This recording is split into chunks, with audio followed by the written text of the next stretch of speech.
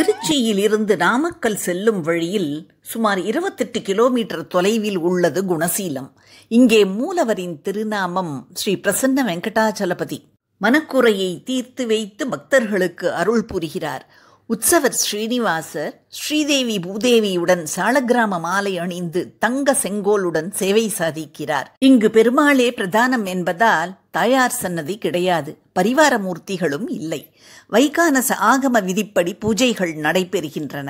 தினமும் மூலவருக்கு திருமஞ்சனம் நடைபெறுகிறது. பெருமாளின் திருமஞ்சன தீர்த்தமும் சந்தனமும் இங்கு விசேஷமான பிரசாதமாக போற்றப்படுகிறது. கோவிலின் அருகில் காவிரி நதியும் எதிர்ப்பக்கத்தில் பாபவிநாச அருவியும் உள்ளது. மூலவர் சன்னதி 2 பக்கமும் உத்தராயண தட்சிணாயன வாசல்கள் உள்ளன. இந்த கோவிலுக்கென்று ஒரு தல வரலாறு உள்ளது. குணசீலர் என்று பெயர் கொண்ட பெருமாள் பக்தர் ஒருவர் காவிரி கரையில் ஒரு ஆசிரமத்தை நடத்தி வந்தார். ஒரு நாள் திருப்பதிக்கு சென்று வெங்கடாச்சலபதியை தரிசித்து வந்த குணசீலருக்கு தன் ஆசிரமத்திலும் பெருமாள் எழுந்தருள வேண்டும் என்ற ஆசை வந்தது.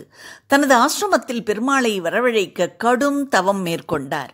இந்த தவத்தின் மூலம் பெருமாள் குணசீலருக்கு காட்சியளித்து அந்த ஆசிரமத்திலேயே பிரசன்ன வெங்கடாச்சலபதியாக இருந்து இன்று வரை தரிசனம் தருகின்றார்.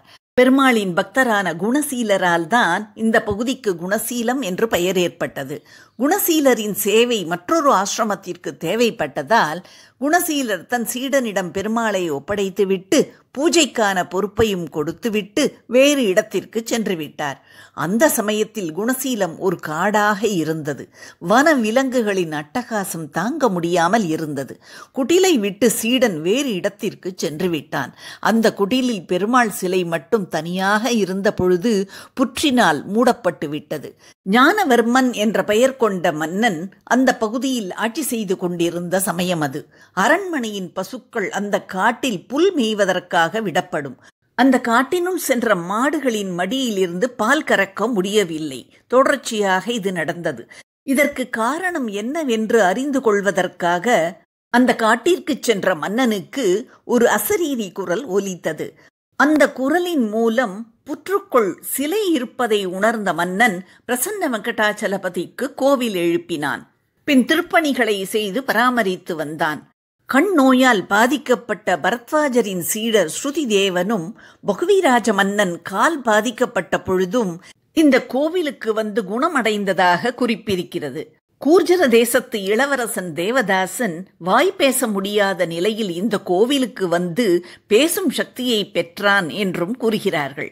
உடல் ஊனமுற்றவர்கள், மனநலம் பாதிக்கப்பட்டவர்கள், வாய் பேச முடியாதவர்கள் இந்த கோவிலுக்கு வந்து பெருமாளை தரிசனம் செய்தால் சரியாகிவிடும் என்பது நம்பிக்கை.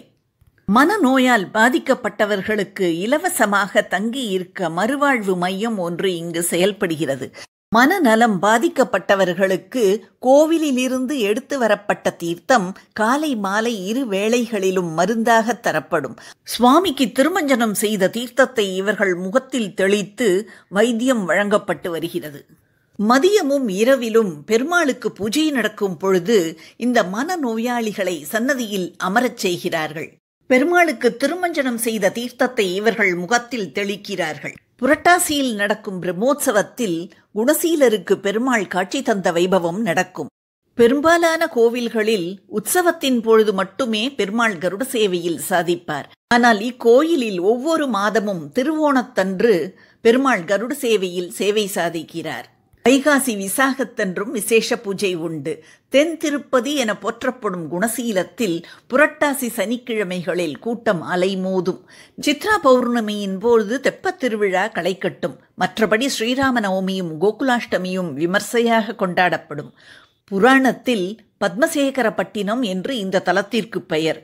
திருப்பதிக்கு வேண்டிக் கொண்டு அங்கு ஏழுமலையானை தரிசிக்க செல்ல இயலாதவர்கள் இங்கே வந்து பெருமாளை தரிசிக்கலாம் என்பது ஐதீகம். திருப்பதிக்கு நிகரானதாக போற்றப்படும் இந்த திருத்தலம் குணசீலம் திருச்சிக்கு அருகில் உள்ள அற்புதமான ஒரு தலம்.